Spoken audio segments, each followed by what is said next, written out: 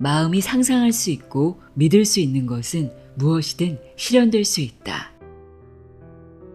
따라서 당신은 당신이 상상하고 믿는 모든 것들을 이룰 수 있다. 당신의 인생은 지금 이 순간에도 생각하는 대로 만들어지고 있다.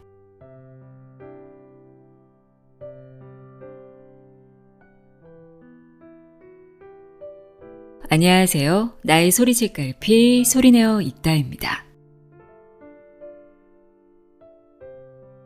오늘은 인생의 밑바닥에서 정상까지 믿기 힘든 변화를 이뤄낸 한 남자의 이야기를 들려드립니다. 안드레 스피라. 그는 스웨덴 출신으로 어릴 적부터 문제아로 불렸습니다. 학교와 직장에 적응하지 못하고 방황하다가 새로운 삶을 꿈꾸며 태국으로 향했지만 그를 기다리는 건 노숙자의 삶이었습니다. 그러던 어느 날 그의 인생을 바꾼 전환점이 찾아옵니다. 절박한 마음으로 친구에게 돈을 빌리려 했지만 그가 건네준 건 돈이 아닌 책, 시크릿이었습니다. 그는 책에서 말하는 끌어당김의 법칙을 단순한 이론이 아닌 행동의 철학으로 받아들였습니다. 그는 매일 아침 미래의 자신을 그렸고 원하는 삶을 감정까지 실어 시각화했습니다. 아무것도 없는 상황에서도 감사할 이유를 찾으며 이미 억만장자가 된 듯 행동했습니다. 결국 노숙자였던 청년은 여러 회사를 운영하고 수백 명의 직원을 거느린 억만장자로 변모했습니다. 그를 바꾼 건 특별한 행운이 아니라 감정을 다스리고 상상을 행동으로 옮기며 매일 감사하는 단순한 습관이었습니다. 오늘 소개할 책 노숙자에서 억만장자로는 그의 체험담이자 21가지 성공 원칙을 담은 안내서입니다. 단순한 자수성가 스토리를 넘어 우리가 막연히 믿어왔던 시크릿이 실제 삶에서 어떻게 작동하는지를 보여주는 살아있는 증거입니다. 저자는 이렇게 말합니다. 당신의 인생은 지금 이 순간에도 당신이 생각하는 대로 만들어지고 있다. 그럼 지금부터 시크릿을 현실로 만든 한 남자의 이야기, 노숙자에서 억만장자로 내용의 일부를 읽어드립니다. 귀 기울여 들어보세요. 세상의 모든 지혜를 읽어드리는 소리내어 읽다. 구독과 좋아요, 공유는 큰 힘이 됩니다.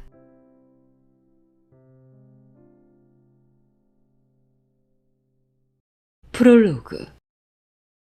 나는 어떻게 해서 억만장자가 되었나? 어쩌면 당신은 내가 설명하려고 하는 끌어당김의 여러 원리를 이미 들어서 알고 있을지도 모른다. 그래서 아마도 이 책을 읽으면서 이건 나도 아는데 라고 혼잣말을 할지도 모른다. 아니면 이런 내용을 한 번도 읽거나 들은 적이 없어서 상식 정도로 치부해버릴지도 모른다. 두 가지 반응 모두 괜찮다. 사실 나도 지식이라는 게 우리 인생에서 원하는 모든 것을 가져다 주지 않는다는 걸 어렵게 깨달았다. 우리가 원하는 것을 가져다 주는 것은 지식 그 자체가 아니라 행동이다. 당신은 끌어당김의 원리를 실천으로 전환하는 방법, 그리고 자신의 잠재력을 온전하게 발휘해 당신이 바라는 성취를 실현하는 방법을 이 책에서 배울 것이다. 무엇이든 끌어당기는 이 원리들을 내가 온전하게 익히기까지는 만만치 않은 세월이 걸렸다. 내 인생 밑바닥 시절의 어느 한 시점에서 책 한 권을 통해 지식의 힘이 얼마나 큰지를 깨달았다. 여러 권의 책에서 습득한 지식을 연구하고 배우고 또 실천함으로써 나는 내가 살던 생존의 생활 방식을 풍성함과 가능성의 생활 방식으로 바꾸었다. 내가 경험한 것들은 그야말로 놀라웠다. 그저 경외감에 사로잡혔고 지금은 그 모든 사실에 감사한다. 어쩌면 당신은 끌어당김의 법칙과 그것이 실현되는 과정을 의심의 눈으로 바라볼 수도 있다. 전 세계 수백만 명의 독자가 동기부여를 주제로 다룬 여러 책들을 읽었지만 그들이 모두 다 자기가 원하던 결과를 얻지는 못했으니까 말이다. 그러나 분명히 성공과 실패를 가르는 요인이 있다. 내가 회사를 만들고 운영하면서 불을 끌어당기고 무한한 기회를 여는 데 사용했던 이 법칙들은 내가 실제로 사용하면서 경험했던 엄청난 변화에서 영감을 얻은 것들이다. 내 이야기가 조 비테일 같은 세계적인 강연자뿐만 아니라 전 세계 사람들에게 공감을 얻은 이유는 이 원리들이 단순히 이론이 아니라 오랜 세월에 걸친 연구와 시행착오, 끈질기게 이루어졌던 훈련의 결과이기 때문이다. 성공한 사업가로서 나는 이 원리들을 당신의 인생에 적용할 때 얼마든지 바라던 결과를 얻을 수 있다고 자신있게 말할 수 있다. 그리고 내 개인적인 이야기를 통해서 그 원리들을 자신의 것으로 만들어 당신의 인생이 한층 더 풍부해지기를 기대한다. 삶의 밑바닥에서 모든 것을 바꾸는 법. 끌어당김의 첫 번째 원리는 자신이 원하는 것을 정확하게 아는 것이다. 이루고 싶은 특정한 목표를 정하고 그 목표가 인생에서 어떤 의미를 얼마나 중요하게 가지는지 명확히 알아야 한다. 그 목표를 마음 한가운데 두고 새로운 기회가 나타날 때마다 목표를 향해 행동하는 것이 성공의 열쇠이다. 하지만 내가 항공권을 샀을 때 이 사실을 알고 있었을까? 전혀 아니다. 지금 생각해보면 무의식적으로 이 원리를 알게 되었다는 점에 감사하다. 나는 하고 싶고 되고 싶고 가지고 싶은 것에 정확하게 초점을 맞추고 있어야 한다는 사실을 이해할 뿐이었다. 나는 인생을 변화시키겠다고 마음먹은 이후 잭 캔필드, 조 비테일, 브라이언 트레이시, 나폴레온 힐 등 성공의 대가들이 쓴 책을 읽고 그들의 세미나에 참석했다. 그러면서 성공한 지도자들과 세상에서 가장 부자로 꼽히는 사람들에게는 공통점이 있다는 것을 발견했다. 그것은 바로 자기 목표를 구체적으로 설정하고 그것을 종이에 적어두는 것이었다. 학술 연구, 성공한 사람들의 조언, 그리고 내 경험을 봐도 목표를 글로 써두는 건 무조건 해야 할 일이었다. 해마다 1월 초에 나는 그 해에 성취할 101가지 목표를 적는다. 그저 적어두는 것뿐이지만 효과는 실로 놀랍다. 나는 이 방식을 적용해 수많은 회사를 운영하는데 큰 도움을 받았다. 나는 고등학교 중퇴자이고 흑수저 출신의 전직 불량배다. 한때 노숙자, 파산자였고 또 우울증 환자였다. 이런 상황에도 불구하고 나는 믿을 수 없을 만큼 큰 성공을 이뤄왔다. 사실 나는 다른 사람과 별다를 게 없다. 그렇지만 철저히 목표에 초점을 맞추고 엄격한 규율을 지켜 부하운 무한한 기회를 끌어당길 수 있었다. 이처럼 목표 설정은 강력한 힘을 발휘한다. 목표를 설정하는 7단계. 인생의 목표가 무엇이냐는 질문을 받으면 대부분은 자신의 목표가 무엇인지 몰라서 분명하게 말하지 못한다. 내가 사업으로 큰 성공을 거둔 요인은 여러 가지가 있지만 직원들에게 목표 설정 연습을 시키고 각자 꿈을 꾸는 방법을 가르친 데서 비롯되었다고 생각한다. 내가 활용하는 구체적인 목표 설정 방법은 다음과 같다. 1. 자기 인생에서 원하지 않는 것들을 모두 적는다. 2. 더 쓸 게 없으면 맨 마지막에 있는 항목 아래에 줄을 긋는다. 3. 다른 종이에 방금 쓴 내용과 반대되는 것을 적는다. 예를 들어 가난하게 살고 싶지 않다라고 적었다면 부자로 살고 싶다라고 적으면 된다. 또 외롭게 살고 싶지 않다라고 적었다면 사람들과 좋은 인간관계를 맺으며 살고 싶다라고 적으면 된다. 이런 식으로 병에 걸리고 싶지 않다는 건강하게 살고 싶다로, 평생 여기에만 박혀서 살고 싶지 않다는 여기저기 여행을 다니면서 새로운 것들을 보고 싶다로 바꾸면 된다. 4. 이번에는 오늘은 구체적으로 무엇을 시작할 수 있을까를 정리한다. 인생에서 당신이 원하는 것 각각을 구체적으로 열거하는 것이다. 예를 들어 내가 즐길 수 있고 또 나를 부자로 만들어줄 일 중에 오늘 어떤 것을 할 수 있을까가 될 수도 있고, 만일 사람들과 좋은 인간관계를 맺으며 살고 싶다면 사람들과 함께 어울리며 존재감을 느끼고 인생을 사랑할 수 있게 해줄 활동 중에 오늘 어떤 것을 할 수 있을까가 될 수도 있다. 또 건강하게 살고 싶다면 나를 건강하게 유지해줄 어떤 활동을 오늘 할 수 있을까가 될 수도 있다. 5. 오늘은 구체적으로 무엇을 시작할 수 있을까의 목록을 정리한 다음에는 가장 끌리는 5개를 선택해서 동그라미를 치고 이 목표들을 달성하기 위한 실천 시간표를 작성한다. 그 다음 5개를 선택해서 똑같이 한다. 이렇게 모든 항목의 실천 시간표를 만들고 마감 시한을 설정한다. 6. 이 최종 목록을 늘 가까이 두고 바라보면서 실천하고 필요한 경우에는 세부사항이나 시간표를 조정한다. 7. 원하지 않는 것을 인식하고 그것을 원하는 방향으로 전환해가는 과정 속에서 비로소 실천 의지와 행동이 결합된 진짜 목표의 토대가 만들어진다. 이 과정은 긍정적으로 살아가기 위한 훈련이기도 하다. 나는 종종 직원들과 함께 그들이 설정한 목표를 놓고 이야기를 나누곤 한다. 이 경험은 직원들에게 강한 동기를 부여했고 실적에서도 분명한 변화가 나타났다. 6년 전 우리 회사에 입사한 어떤 직원은 인생에서 특별하게 바라는 것이나 목표가 없었다. 그런데 내가 제공한 원리들을 자기 것으로 만들기 위해 꾸준히 배우고 구체적인 행동 계획을 세워 하나씩 실천한 결과 6년 동안 92개의 목표 중 83개를 달성했다. 사람이 마음속으로 상상하는 것과 실제 행동으로 실천하는 것 사이에는 연관성이 있다. 마음속의 시각화는 우리가 원하는 것과 그것을 이룰 수 있는 신체적 능력을 연결시켜준다. 이 과정에서 뇌파의 흐름이 변화하고 결국 현실을 끌어당기는 힘이 작동하게 된다.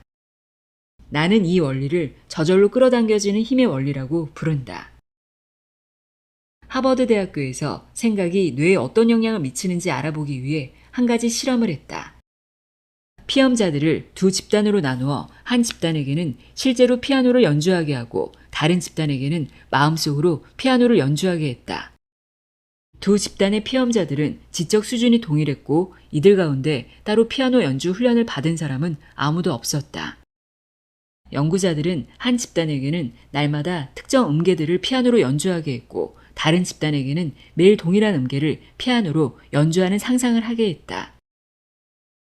연구자들은 가상 및 실제 피아노 연주가 피실험자의 뇌 활동에 어떤 영향을 주었는지 확인하기 위해 피시험자들이 가상으로든 실제로든 피아노 연주를 시작하기 전에 그들의 뇌를 촬영했고 피아노를 연주하는 일정 기간이 지난 뒤에도 똑같은 방식으로 그들의 뇌를 촬영했다. 결과는 흥미로웠다. 두 집단에서 모두 손가락 운동을 관장하는 뇌 부위가 상당한 수준으로 활성화되어 있었다. 이 결과는 단순한 상상만으로도 실제 피아노를 연주한 것처럼 뇌가 변화한다는 사실을 입증했다. 그렇다면 목표를 설정할 때 주의해야 할 점은 무엇일까? 목표를 말할 때 부자가 되고 싶다거나 건강하게 살고 싶다처럼 막연하게 표현하면 안 된다. 이런 표현은 진짜 목표를 구체적인 세부 단계로 쪼개기 위한 출발점일 뿐이다. 새로운 목표를 설정할 때는 반드시 다음의 3가지 질문을 던져야 한다. 그리고 그 질문에 스스로 정확히 답할 수 있어야 한다. 1. 이 경험을 내가 직접 누린다면 구체적으로 어떤 모습일까? 2. 이 목표를 달성할 때까지 얼마나 오래 전력을 다해야 할까? 3. 내가 이 목표를 달성했을 때 어떤 느낌일까? 예를 들어 건강하게 살고 싶다는 목표라면 다음과 같이 말할 수 있다. 나는 올해 추가로 5만 달러를 더 벌고 싶고 적어도 넉 달 안에 이 목표를 달성하고 싶다. 그 추가 수입으로 가족을 돌보고 빚을 갚을 수 있으니 마음이 편안해질 것이다. 그러면 정서적인 스트레스가 줄고 신체 건강도 균형을 찾을 것이다. 건강한 몸과 마음을 가질 생각을 하니 기쁘고 행복하다. 이런 상태를 잘 유지하면 다른 목표를 이루는 데에도 도움이 될 것이다. 밝고 생생한 마음속의 그림들은 인생에서 기회를 만들어내는데 필수 요소다. 그 목표에 어떻게 도달할 것인지는 몰라도 된다. 그냥 당신이 원하는 것이 무엇인지 그리고 그것을 달성했을 때의 기분이 어떨지만 명확하게 생각하고 또 느껴라. 의심과 두려움을 이겨내는 법. 사람들은 대부분 실패를 두려워한다. 그러나 사람들이 정말 끔찍하게 여기는 것은 자기가 꾸던 꿈들이 그냥 흘러와 버리고 모든 것이 끝장나는 것이다. 사람들은 시련과 맞닥뜨리는 것, 즉 자신이 생각하는 성공이 일찍 찾아오지 않는 상황을 두려워한다. 하지만 사람들이 대부분 깨닫지 못하는 사실이 있다. 그것은 이제 막 성공하려는 시점에서 다들 포기하고 물러난다는 점이다. 의심하고 두려워하기 시작하는 시점이 바로 진정으로 실패하는 시점이다. 실패나 시련을 학습의 기회라고 여기면 절대 실패하지 않는다. 비록 처음에 떠올렸던 20가지 정도의 사업 아이디어들이 완벽한 성공을 거두지는 못했지만 그래도 나는 그 경험을 통해서 19개의 성공적인 사업 기회를 만들어낼 수 있었다. 많은 사람이 실패할 것이라는 근거 없는 두려움으로 포기한 뒤 나중에 그것이 엄청난 성공을 보장하는 사업 아이디어였음을 알고는 땅을 치고 후회한다. 그렇다면 우리를 앞으로 나아가지 못하게 만드는 두려움에 휩쓸리지 않으려면 어떻게 해야 할까? 다음의 3가지 사실을 기억하자. 당신의 뇌는 감정이나 논리를 기반으로 위험을 인지한다. 위험을 무릅쓰는 상황이 좋은 것일 수도 있다고 생각하면 불안을 줄일 수 있다. 실패로부터 다시 일어나는 법을 알면 위험을 무릅써야 할 때 필요한 자신감이 생긴다. 한 연구 결과에 따르면 사람의 뇌에서 의사결정을 담당하는 부분은 80%의 흥분성 신경 전달 물질과 20%의 억제성 신경 전달 물질 2종류의 세트로 구성되어 있다. 젊을 때는 경험이 적고 흥분세포가 과다하게 많아서 장애물이 나타나도 거침없이 행동한다. 어린이나 10대 청소년이 충동적으로 위험한 행동을 하는 것도 이런 까닭이다. 그러나 나이가 들수록 경험이 쌓이고 이 경험은 위험한 행동을 걸러내는 필터 역할을 한다. 왜냐하면 우리 뇌는 과거의 경험에 감정을 연결해 기억하기 때문이다. 두려움을 다루기 위해서는 먼저 당신의 뇌가 위험을 어떻게 감지하는지 이해해야 한다. 최근 뇌과학에서는 위험 감수는 의식적일 수도 있고 무의식적일 수도 있다고 말한다. 무의식 상태에서는 위험이나 그 위험을 바라보는 방식을 인지하지 못하는 경우가 있다. 느낌이나 감정은 이성적인 사고를 모호하게 만들 수도 있고 반대로 촉진할 수도 있다. 자기 감정을 의식한다 하더라도 우리는 무의식적인 감정이 위험을 감수하라는 욕망에 얼마나 큰 영향을 미치는지 잘 모른다. 뇌는 기본적으로 실수를 통해서 학습하게 되어 있다. 실험을 통해서 자연스럽게 학습이 이루어지는 이유도 여기에 있다. 로켓 사이언스 게임즈의 CEO인 스티브 블랭크는 비디오 게임 산업을 혁명적으로 일으키긴 했지만 3,500만 달러의 투자 손실을 냈다. 그러나 거기에서 그만두지 않고 계속 밀어붙여 에피판이라는 회사를 창업했고 이 회사는 투자자들에게 10억 달러씩의 이익을 안겨주었다. 책임을 진다는 건 두려움을 감수하는 일이다. 때때로 두렵고 당혹스럽고 고통스러우며 많은 대가를 요구할 수도 있다. 하지만 그 두려움을 감수하고 끝까지 선택에 책임질 때 사람은 놀라운 힘과 변화의 에너지를 얻게 된다. 책임을 진다는 것은 자신의 불행을 남 탓으로 돌리지 않겠다는 뜻이다. 그것은 다른 사람이 나에게 부정적인 영향을 끼치거나 환경이 불리하더라도 내가 행복해질 방법을 스스로 찾아내겠다는 태도이기도 하다. 불량배 무리와 어울려서 늘 술에 취해 스톡홀름 거리에서 싸움이나 하며 살아갈 때의 나는 내 인생을 통제할 수 있는 힘이 없다고 믿었다.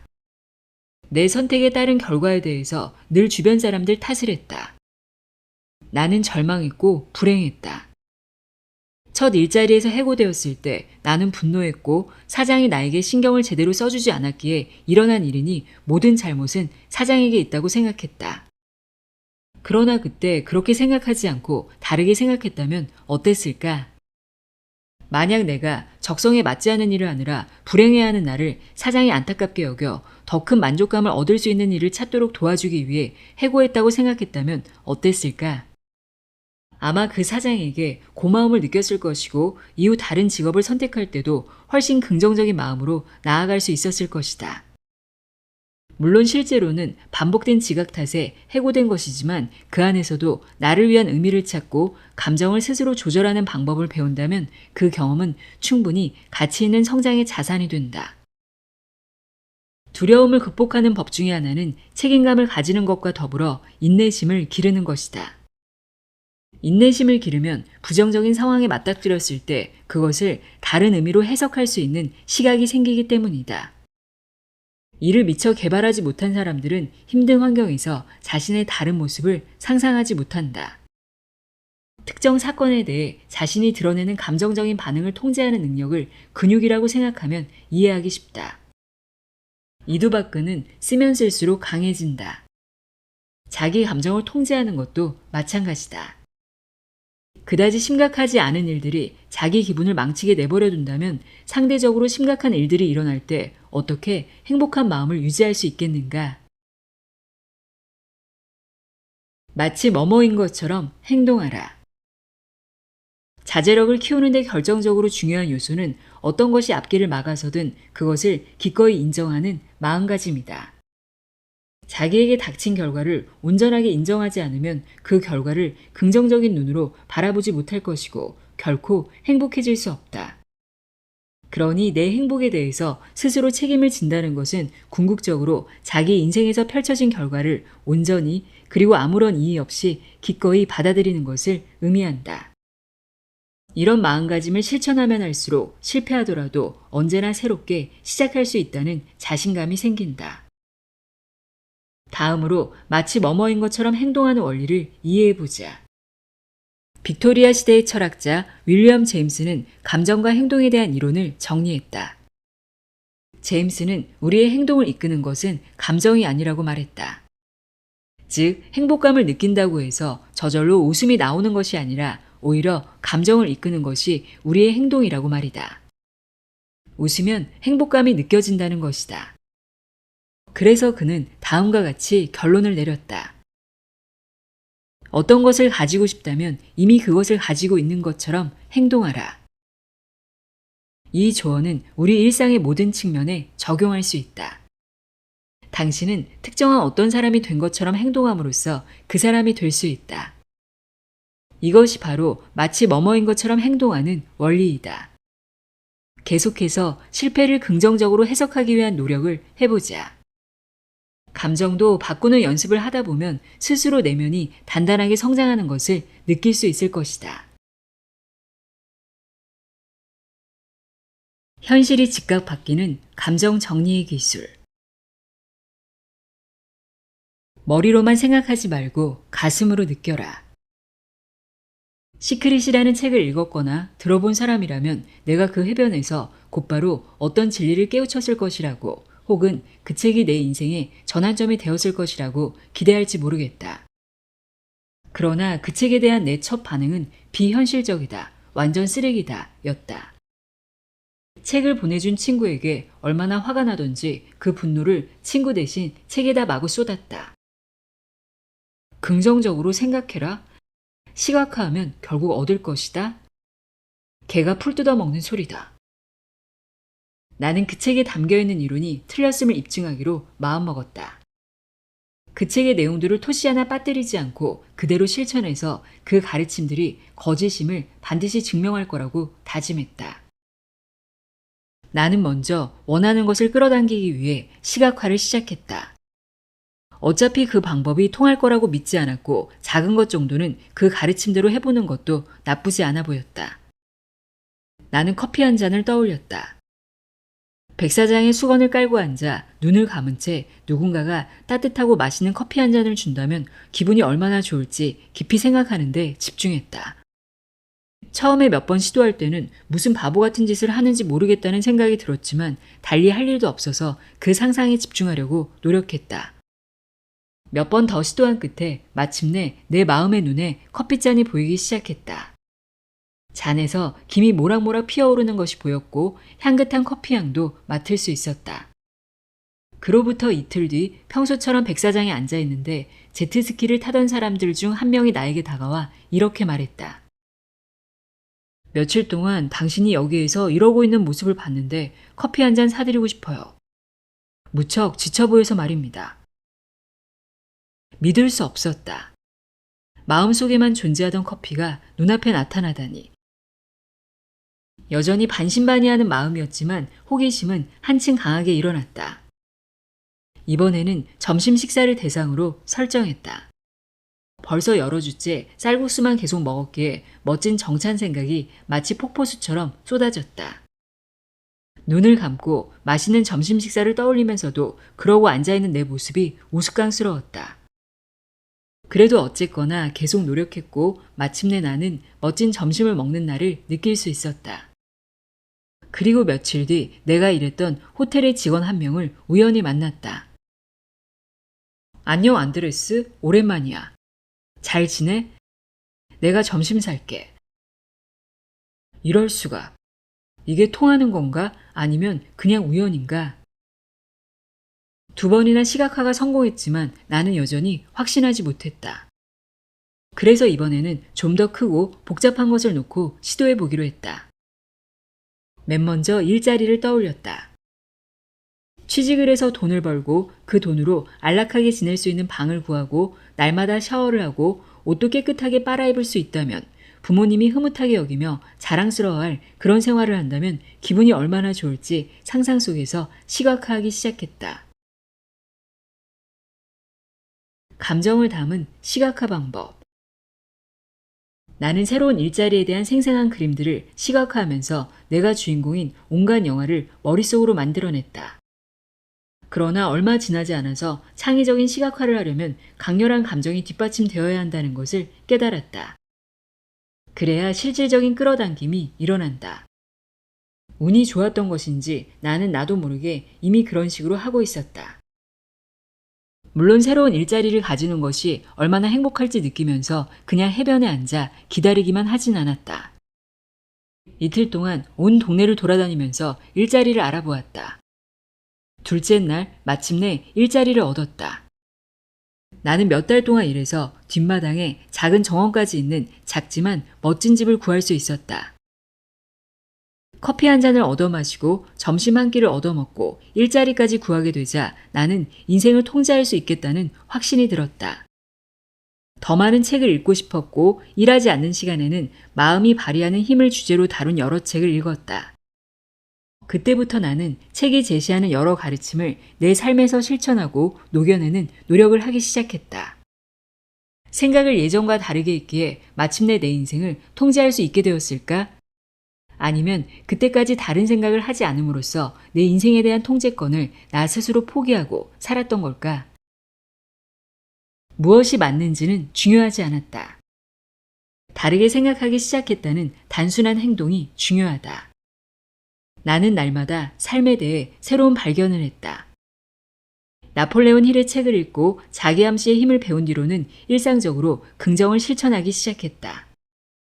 토니 로빈스나 잭 캔필드 같은 사람들이 쓴 책에서는 명상을 하면서 내가 성취하고자 하는 것이나 경험하고자 하는 것, 가지고자 하는 것을 떠올리며 내 잠재의식을 전환하는 방법을 배웠다. 또한 날마다 목표를 적어 그 종이를 집과 사무실 곳곳에 붙여놓았다. 어느새 일상에서 여러 가지 변화가 빠르게 나타나기 시작했다. 내 생활은 예전과 완전히 달라졌다. 매일 아침 정원에 앉아서 내가 설정한 목표들과 실현하고자 하는 일들을 머릿속으로 시각화하는 것으로 하루를 시작한다. 출근길에는 내가 긍정적으로 받아들이는 온갖 것들을 큰 소리로 말한다. 예를 들어 이렇게 외치는 것이다. 나는 태국 최고의 영업사원이다. 나를 만나는 고객은 모두 나를 너무 좋아하게 되고 내가 팔려고 하는 것을 서로 사려고 달려든다. 나는 영업의 귀재다. 나는 행복한 사람이고 남에게 도움을 주는 사람이다. 나는 점점 더 큰 부자가 되어가는 중이다. 규모가 큰 프로젝트를 진행할 때면 다음의 문구를 하루에 100번도 넘게 중얼거리기도 한다. 나는 온전하다. 나는 건강하다. 나는 행복하다. 나는 부자다. 나는 남을 잘 돕는다. 바보처럼 보일 수도 있고 시간 낭비처럼 보일 수도 있지만 자기 마음을 통제할 수 있다면 자기 인생도 통제할 수 있다는 사실을 명심하라. 당신의 마음은 대부분 시간 동안 잠재의식 상태에 있다. 숨을 쉬는 것처럼 잠재의식으로 모든 사물과 상황을 바라본다. 잠재의식은 일종의 슈퍼컴퓨터이자 보안 요원이다. 당신이 어떤 생각이나 이미지를 받아들이려 할 때 잠재의식은 마치 24시간 동안 작동하는 철통 경비 시스템처럼 그 정보를 철저히 검사하고 걸러낸다.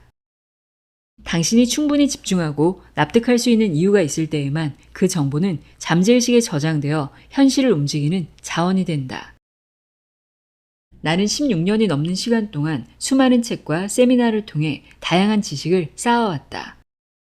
나는 그 위에 단 하나의 강력한 도구를 더했다. 바로 나는 뭐뭐다라는 선언의 힘이다. 어떤 긍정 문장이든 그 앞에 나는 뭐뭐다를 붙이면 그 효과는 놀라울 정도로 강력해진다. 왜냐하면 그 순간 당신은 자신의 영혼과 직접 대화하게 되고 의식과 잠재의식을 동시에 관통하기 때문이다. 나 역시 이를 실천하기 위해 거실과 침실 벽에 매일 되뇌는 문장들을 붙여두었다. 하루 동안 내 시선은 수차례 그 문장들을 스치고 잠재의식은 그것들을 조용히 깊이 내 안에 새겨넣는다. 일상적으로 긍정 선언을 반복하는 것은 기분을 끌어올리고 잠재의식이 당신의 바람을 현실로 만들기 위한 올바른 생각과 행동에 초점을 맞추도록 돕는다. 특히 나는 뭐뭐다 형식의 문장을 선언에 더하면 그 효과는 훨씬 더 강력해진다. 잠재의식은 당신의 말과 감정에 언제나 반응하고 있기 때문이다. 감사하는 마음가짐에 스위치를 켜라. 나는 시각화 학습을 하면서 감사하는 마음을 어떻게 갖는지 연습하는 법을 배웠다. 감사는 성공한 사람들 대부분이 권하는 강력한 개념이다. 감사가 그 사람들의 성공에서 필수적인 덕목이었다면 나도 그 사람들처럼 감사를 내 생활에 적용해야만 하는 이유와 그 방법을 올바르게 알아야겠다고 마음먹었다. 내가 발견한 감사의 열쇠는 내가 가지지 않은 것 대신 내가 가진 것으로 초점을 바꾸는 것이었다. 어느 순간 나는 나에게 주어진 그 모든 것에 고마워하고 있었다. 날마다 고마워하는 방법을 배우니 기회로 통하는 많은 문이 저절로 열렸다. 생활 속에서 감사를 적용하는 방법을 연구하고 실천하자 내 인생이 완전히 업그레이드 되었다. 가지지 않은 것 대신 가진 것으로 초점을 바꾸는 것은 스위치를 켜는 일만큼이나 간단했다.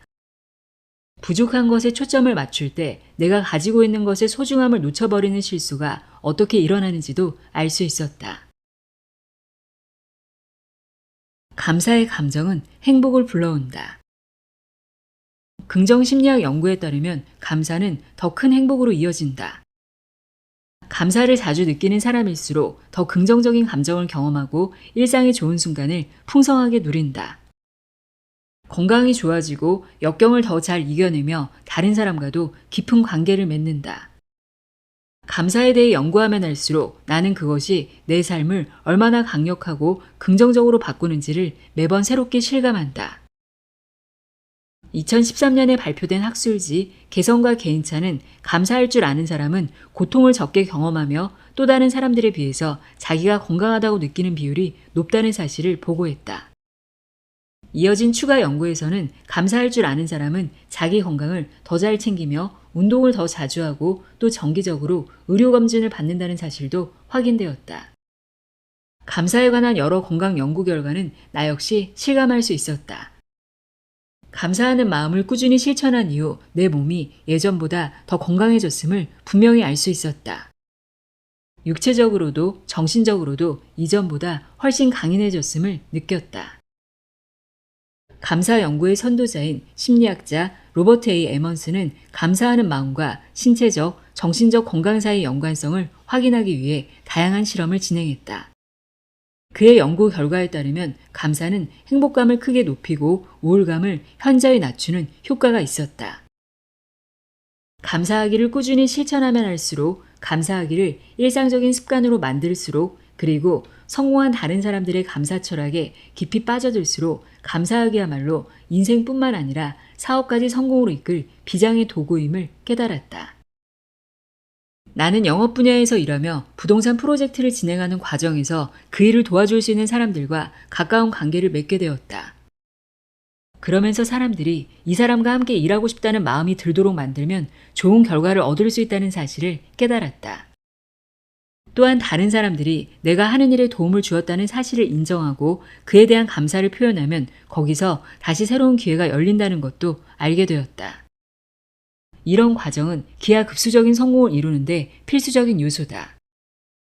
한 연구 논문에서도 고맙습니다라는 단순한 한마디가 감사와 예의를 드러내고 새로운 친구를 사귀는 계기가 될 수 있다고 밝혔다. 그 연구에 따르면 새로 알게 된 사람들에게 감사의 마음을 표현하는 것이 그들 사이에 지속적인 인간관계를 형성하는 데 중요한 역할을 한다. 이렇게 감사하는 마음가짐의 스위치를 켜는 일은 내면에서 시작한다. 자기 자신에게, 즉 자기가 가진 재능과 자기가 성취한 것에 대해 감사하는 마음을 가지는 것이다. 내면적으로 감사하는 마음을 가지기는 매우 어렵다. 자칫 이기적이고 자기 중심적인 마음을 가질 수 있기 때문이다. 자기 자신이나 자기의 재능을 높이 평가하는 게 이상하고 불편할 수 있다. 하지만 감사할 만한 일들은 아무리 사소해도 우리의 일상 곳곳에 널려 있다.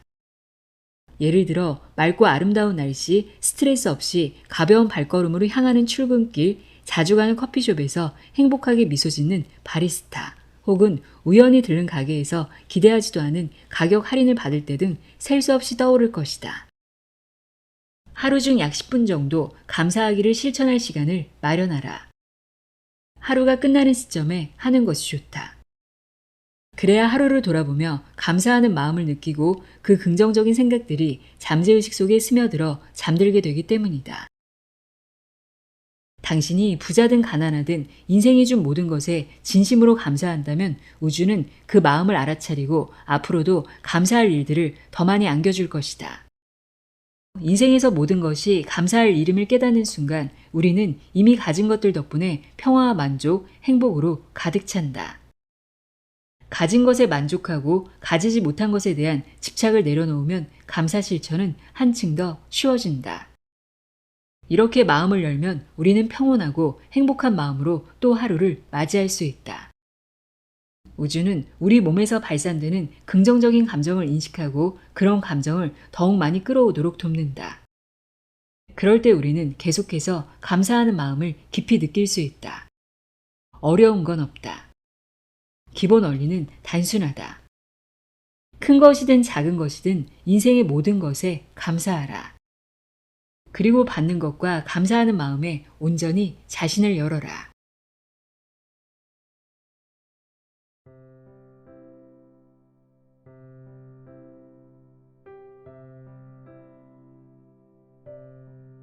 오늘 함께한 노숙자에서 억만장자로는 단순히 한 사람의 성공담이 아니라 우리 모두가 지금 이 순간 선택할 수 있는 삶의 태도를 보여줍니다. 원하는 미래를 구체적으로 그리고 행동하고 작은 것에도 감사하는 마음을 실천한다면 인생은 언제든 새로운 방향으로 흘러갈 수 있습니다. 오늘도 끝까지 함께 해주셔서 고맙습니다.